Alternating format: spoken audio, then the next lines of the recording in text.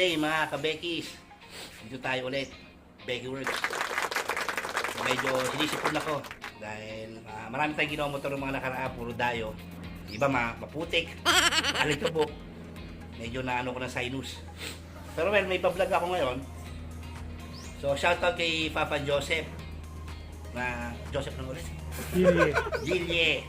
Galing po siyang North Caloocan. Hey. So dumayo po siya, rider po sila. Ang motor natin ang motor na dala niya Mio Salty. So ang project namin is battery drive power appliance. Saka kill switch. Siyempre alam natin sir, Caloocan, medyo medyo delicates diyan. So itong Mio Salty, sabi ko nga, kill switch version 3. So carburetor po ito. Nakita niyo naman sa yung bilag ko nung huli, yung NMAX ang version 3 ko, advanced kill switch mode. EFI yun. So may mga nagtatanong sa akin, paano daw sa mga decarburador, ganito ganyan. Pwede rin po, ito po yung sample. Gaya nga po na pinangako sa inyo mga kabekis, gaya ni sir, dumayo pa, hindi nyo na po kailangan dumayo kasi papakita ko sa inyo ng buo yung diagram. Lahat, ituturo ko sa inyo kung paano ba gawin. So, siyempre, ang unang criteria for judging, pag nag-i-install po kayo ng mga ganito, siguraduhin nyo pong intact. Siguraduhin nyo maayos, malinis. Hindi yung bara-bara lang maikabit nyo. Kasi may nag-send sa akin ng video, pinakita sa akin. Nagawa naman niya, kaso medyo yung pagkaka-wiring hindi maganda. Delikado rin ho yan mga kabekis. Dapat to, medyo ayusin natin. I-secure natin. Kasi hindi biro yan, electrical wirings po yan. So moving on tayo. Actually sinisimulan ko na kanina pa. Medyo masama pakiramdam ko. Nalaman ko isa pala, North Caloocan pa.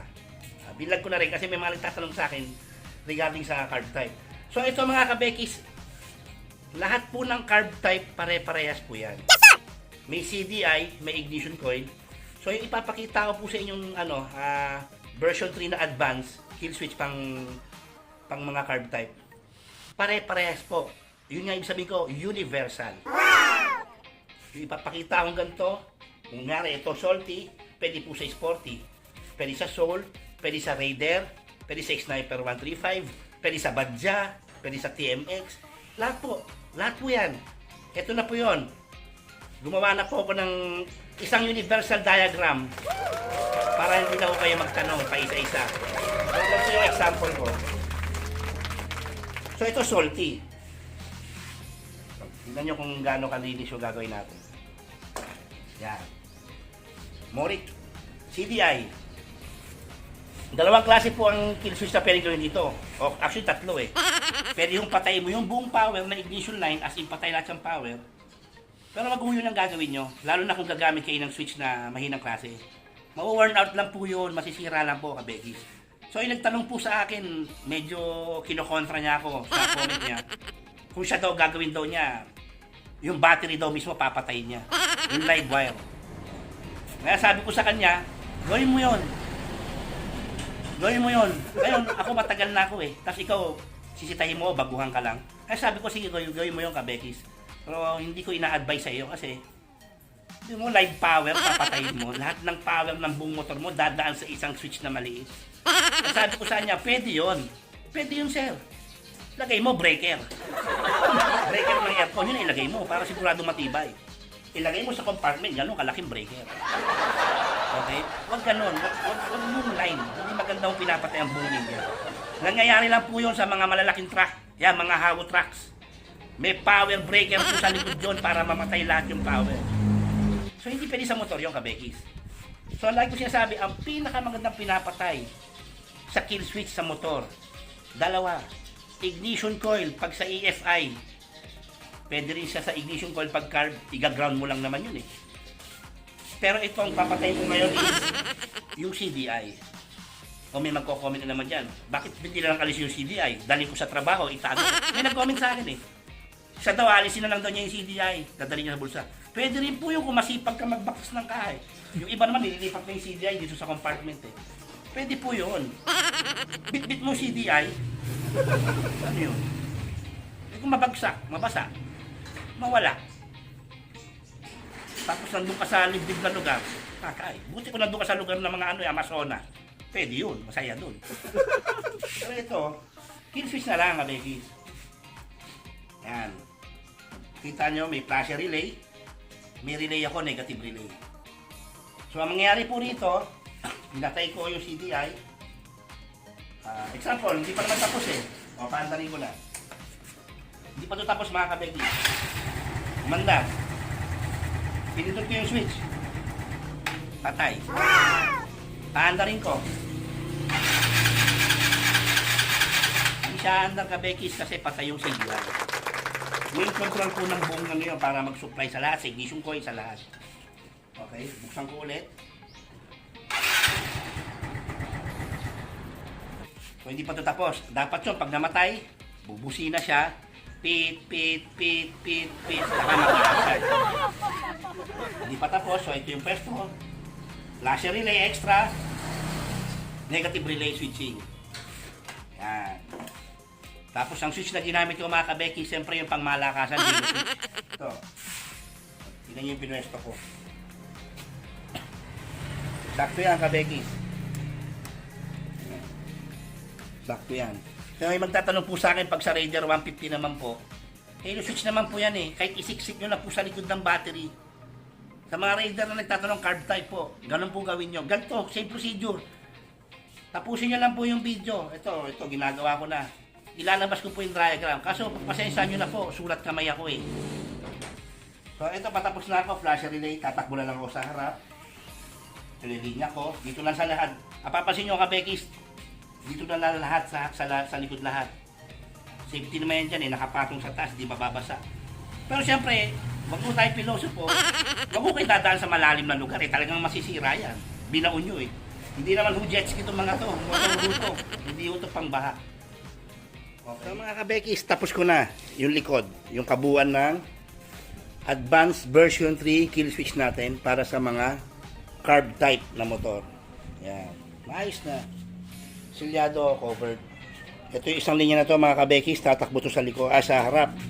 Para sa trigger ng busina natin. So yung nagtatanong po dyan, ano ba yung mga color coding ng busina nyo, kung positive or negative trigger ba? Ito pong ginagawa ko is, mga negative trigger activated po na busina. So kung positive po yun, ipapakita ko rin sa inyo yung relay, paano siya gagawing positive. Kailangan lagyan din natin siya ng relay mga kabekis. Kasi hindi pwedeng wala mga kabekis dahil busina po yun ina-activate natin. Kailangan malakas po at hindi bumalik yung current niya. Doon sa diagram mga kabekis, ipapakita ko na rin siya kung paano. So mga kabekis, ito yung kabuuan ng pagkakawiring natin ng Kill Switch Advanced Mode version 3 para sa Mio Salty. Yan. Kasama yung power up battery drive. So ganyan tayo mag-wires, kailangan proportion malinis, tinrabaho ng maayos. So demo natin. Set. Handa. Patay. So start natin.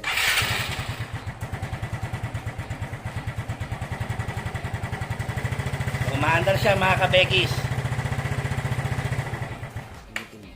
Namatay mag-isa. Automatic. Hindi, ibig sabihin ko ganito. Yan. Pinark mo. Kasi mga kabekis, isang kaalaman to, 90% po na ninanakaw na motor is naggaling po sa parking lots. Kahit sa ang parking lot or unattended po. Kaya itong pinaka-safe gawin. Walang masyadong aparatong idadagdag, gaya ng GPS or nung alarm. Safe ka siya. Yan lang ang gagawin mo. Kapag nanakaw ako kunwari, ay ang daling sirain ng susi nito. Naka-on yan. Nakasindi. Pag gawin niya ngayon, tatakbo na ako po siya, mga mali sa puso, hinamatay pa yun. Double kill siya. Kaya yung kabuuan mga kabekis. Next video abangan nyo ngayon, lalabas dyan, susunod, yung diagram nito. Sabi ko nga, universal, panglahatan ng carb type, uubra. Hanggat maaari, malinaw na diagram yung gagawin ko para sa inyo mga kabekis. So syempre, huwag niyong kalimutan mag-subscribe ulit. Maraming salamat sa mga patuloy na niniwala sa akin. Patuloy niyo po, subscribe, i-share niyo po. Dahil sabi ko nga lagi, para sa atin lahat to, lamang ang may alam. So mga kabekis, eto na po yon, Universal Advanced Kill Switch version natin. So ibig sabihin po rito, kahit po carb type at EFI engines po, pwede na siyang gawin. Kasi kung sa carb type po, wag na po yung ignition coil ang patayin nyo, yung CDI na po, yung positive line nun. Sa EFI engines po, sa ignition coil, kasi meron po linya yon ng positive line. So ayan na po ang kabuuan ng diagram natin mga kabekis, isi-share ko sa inyo. Pinaka the best na anti-theft device na wala masyadong kailangang galawin sa motor natin. So ulit nga, sinasabi ko, kailangan po, pag nag-wiring kayo ng ganito, kasi po ito lifetime na to. Example po sa motor ko, 6 years na. Sandaan ko na rin pong kinabitan yan. Lahat po, good, all good lahat yan. So very effective and safe mga kabekis. May mga customer din ako na isalba na po ang motor niyan nang dahil dyan sa kill switch na yan. Pero yung mga ginagawa natin noon, mga ano lang yun. Mga kulay pulang switch lang yon, hindi halo switch. Kaya ito tinagong advance.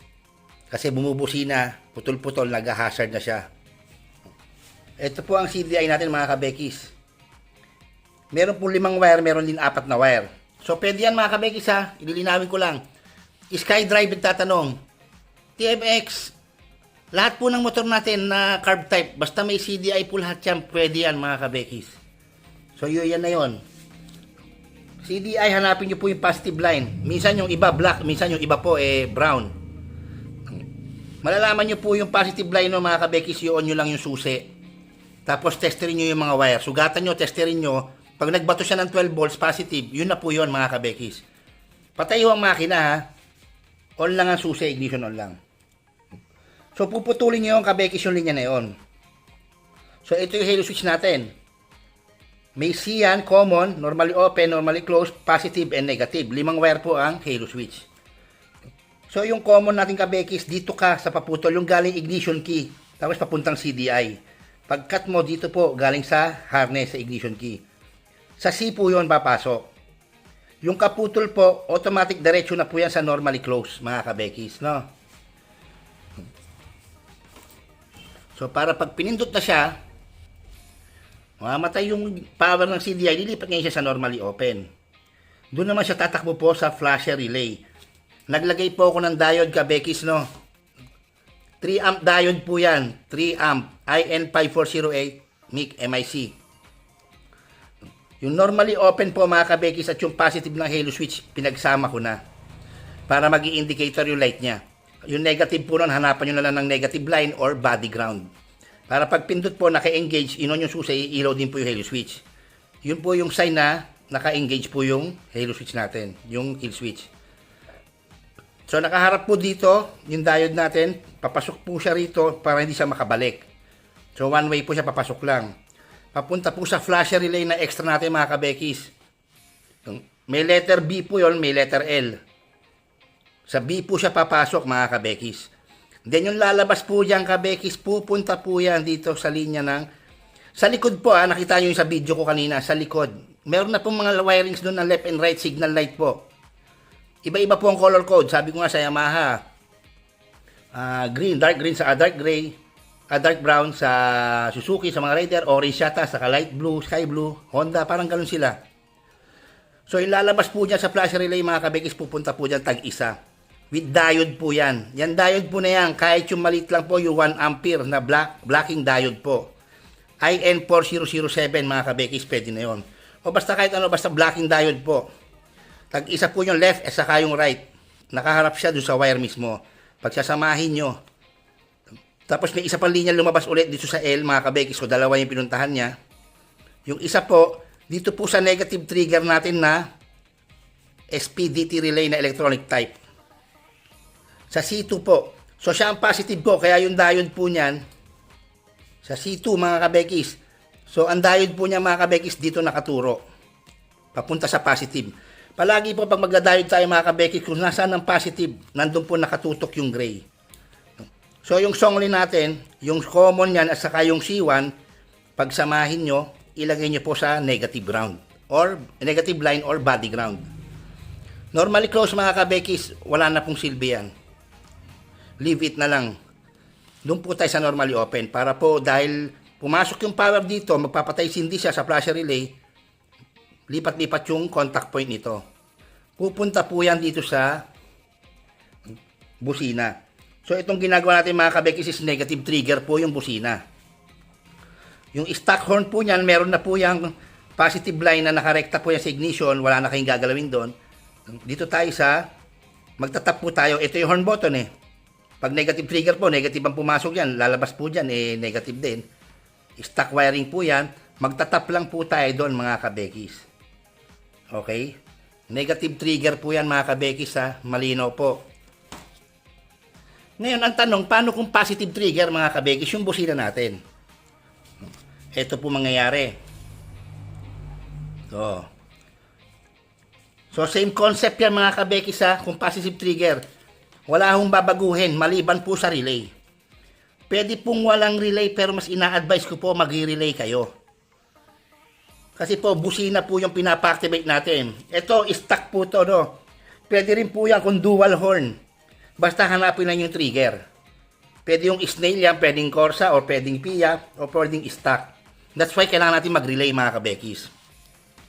Ngayon, positive tayo. Sasabihin ng iba, pwede yan, diretso muna. Hindi na kailangan ng relay. Hindi, mga kabekis ako, mag-relay ako. Doon tayo sa safety. Para hindi masira yung harness, hindi ma-worn out, hindi alam mo yun, hindi mahirapan. As per theory tayo. So, ito yung relay. Positive trigger, no? Yan yung babaguhin natin. Same concept, mga kabekis, ha? Relay lang ang mababago. Pero SPDT relay pa rin yan, mga kabekis. Pagpasok po sa B, paglabas po sa L, papasok po ngayon dito. So, yung C, saka yung C2, sila naman po magkasama. Pero positive trigger po yan, ha? Yung negative po ngayon ng relay, yung C1, siya ang body ground. Kita nyo? Alisin ko to, no? Dito kasi, yung C1, ay yung C sa C1 magkasama sa ground. Positive lang ang papasok sa C2. Negative activated relay po. Ngayon, positive relay po tayo. Yung C, yung common sa C2 ang magkasama naman ngayon. Siyempre with diode pa rin po, no? Nakaharap po sa positive yung diode. Para po nagtatanong sa akin, para saan po yan? Para ho tumibay, tumagal. Kasi po umiinit yan eh. Para hindi ho magbalikan, hindi masira agad yung relay. So yung C1 niya, negative na lang. Siyempre ang lalabas po dyan normally open, tatakbo po yan dito sa horn. So wala na to, takpan nyo na to. Ito na yung horn natin. Trigger positive horn. Siyempre ang horn button po, positive ang pumasok dyan. Kada pindot lalabas positive din. Okay? Tinap po na po siya doon sa normally open. Yung normally open na yun. Stock harness po ng horn yan, tinap ko lang po siya doon. Okay? Malinaw po yon. Kasi ang horn naman negative doon, naka-body ground na eh. So, ganyan mga kabekis, no? Pinag-isa ko na para po mas maintindihan nyo. I hope malinaw po yung pagkaka-explain ko mga kabekis. I-screenshot ko na lang din o pipicturean ko din yan para madali nyo ma-save.